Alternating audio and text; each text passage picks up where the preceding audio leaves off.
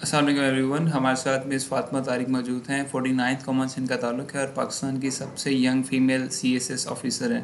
तो फ़ातिमा से हम पूछते हैं कि फ़ातिमा, आपके सीएसएस में ऑप्शन सब्जेक्ट कौन कौन से थे और आपने हर सब्जेक्ट को जो है वो कैसे, कहाँ से और कितनी देर में तैयार किया? मेरे जो ऑप्शनल सब्जेक्ट्स थे सीएसएस में वो international relations, US history, environmental science, criminology और सोशियोलॉजी थी।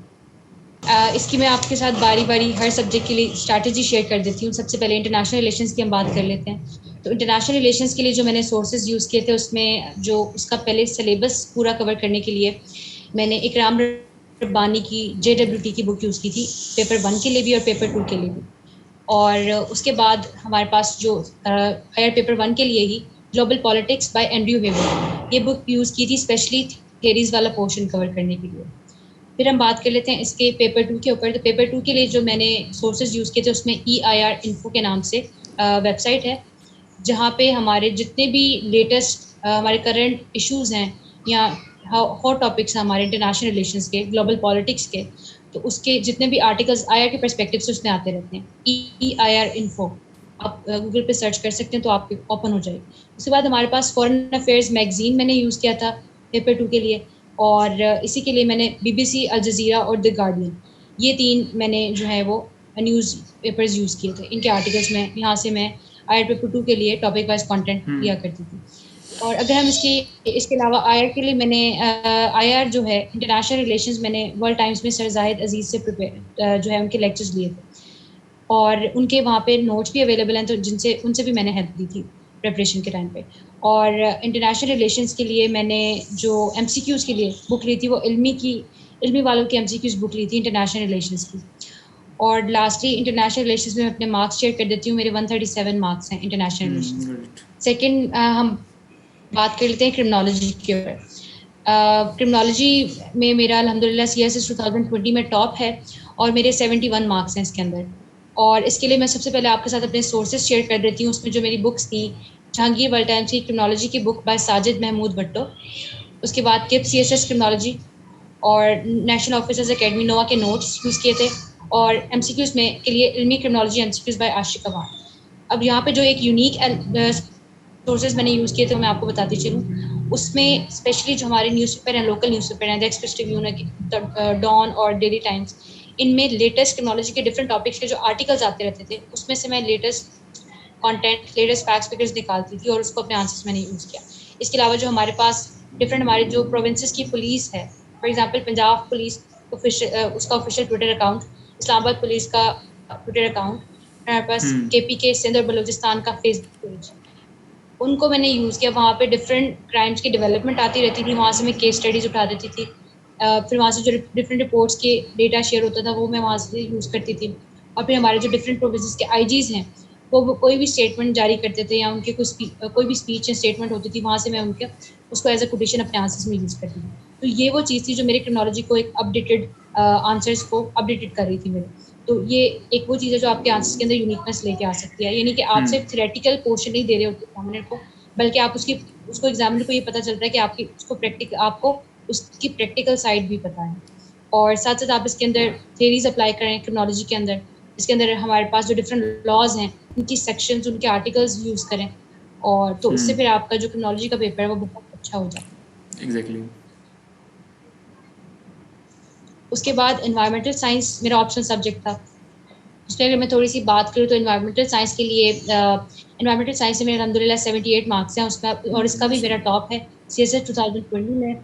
और इसके लिए जो मैंने सोर्सेज यूज़ किए थे वो जहांगीर वर्ल्ड टाइम्स की environmental science book by Imran Bashir, और किप्स एनवायरमेंटल साइंसेस की बुक यूज़ की थी, और वर्ल्ड टाइम्स के एनवायरमेंटल साइंस के मैंने नोट्स यूज़ किए थे, और एनवायरमेंटल साइंस MCQs की बुक इल्मी वालों की बाय राय मोहम्मद इकबाल खरल।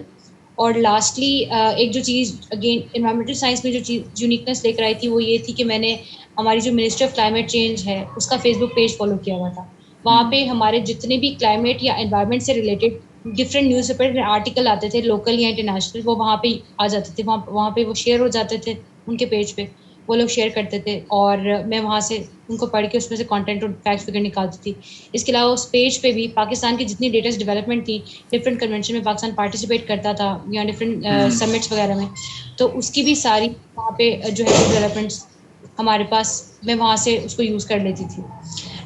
और जो हमारे इमरान खान की स्पीच है, हमारे मिनिस्टर ऑफ क्लाइमेट चेंज, या फिर हमारे जो स्पोक्स पर्सन है अमीन असलम, उनकी जितनी भी स्टेटमेंट्स या स्पीचेस आती थी इन्वायरमेंट साइंस पे या क्लाइमेट पे, उनको मैं अपने आंसर्स में एज कोटेशंस यूज़ किया करती थी। तो इन्वायरमेंटल साइंस को अपडेट रखने के लिए आप अगर ये मिनिस्टर ऑफ क्लाइमेट चेंज के पेज को फॉलो करते हैं, नेशनल पाकिस्तान परस्पेक्टिव से आपको वो काफ़ी अपडेटेड नॉलेज वहाँ से मिल जाता है कंटेंट। और ग्लोबली अगर आपको देखना है तो आप यूनाइटेड नेशंस का जो क्लाइंट का ऑफिशियल ट्विटर अकाउंट है, आप वहाँ से उसकी इंटरनेशनल जो फैक्ट्स फिगर्स है वहाँ से आपको वो ले सकते हैं। इंटरनेशनल फैक्ट्स फिगर्स अपडेटेड वो वहाँ से अगर ऐड करेंगे तो आपका अगेन जो आपका पेपर है उसके अंदर यूनिकनेस आ जाएगी। लास्टली हम बात कर लेते हैं सोशोलॉजी के ऊपर। सोशोलॉजी के जो मेरे सोर्सेज थे, Jahangir World Times sociology book by Jawad Tariq and Amal Sajjad, वो मैंने यूज़ की थी।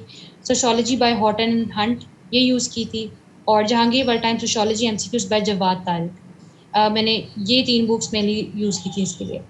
और सोशोलॉजी के लिए एक इम्पॉर्टेंट आपकी स्ट्रेटजी है कि अगेन आप इसकी जो थेरीज़ हैं वो अपने पूरे पेपर में जहाँ जहाँ अप्लाई हो सकती है उसको अप्लाई करें। फिर जो हमारे पास सोशल प्रॉब्लम्स वाला सेक्शन है उसके अंदर आप लेटेस्ट फैक्ट्स फिगर्स यूज़ करें। फिर जो हमारे सोशोलॉजिस्ट वाला पोर्शन है, डिफरेंट इसके अंदर सोशोलॉजिस्ट हैं, तो हर एक को प्रॉपर एक पर्सनैलिटी के तौर पर कवर करें। जैसे पॉलिटिकल साइंस में हम हर एक अलग पॉलिटिकल साइंटिस्ट को सेपरेट हम कवर करते हैं।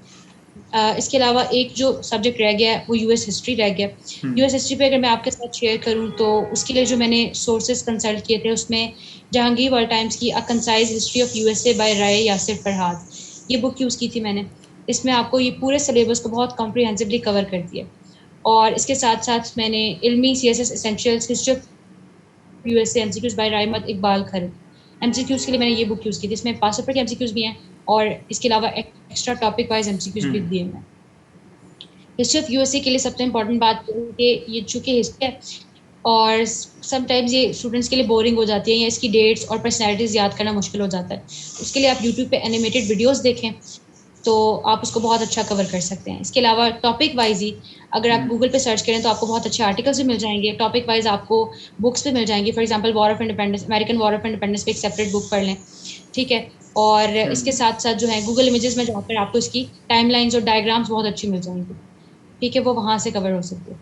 ऑप्शनल सब्जेक्ट्स ओवरऑल मेरे हैं, इनमें मैंने सिर्फ इंटरनेशनल रिलेशंस मैंने वर्ल्ड टाइम्स इंस्टीट्यूट से जो है वो प्रिपेयर किया था, बाकी सारे ऑप्शंस मैंने खुद प्रिपेयर किए थे।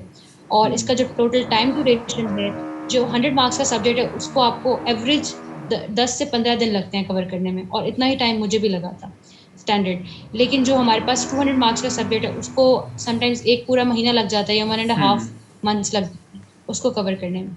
पर जो सबसे इम्पोर्टेंट बात यहाँ पर ये है कि आप जो चीज़ अपना जो सब्जेक्ट प्रिपेयर करते जा रहे हैं उसकी एक दफ़ा मॉक एग्ज़ाम देके या उसकी टेस्ट सीरीज देकर अपनी एक दफ़ा इवेलुएशन ज़रूर करवाएं, ताकि आपको पता चले कि आपके वीक एरियाज कौन से हैं और आप उस पर प्रॉपरली वर्क कर सकें। So this was about my preparation strategy and sources for optional subjects. Thank you so much Fatima.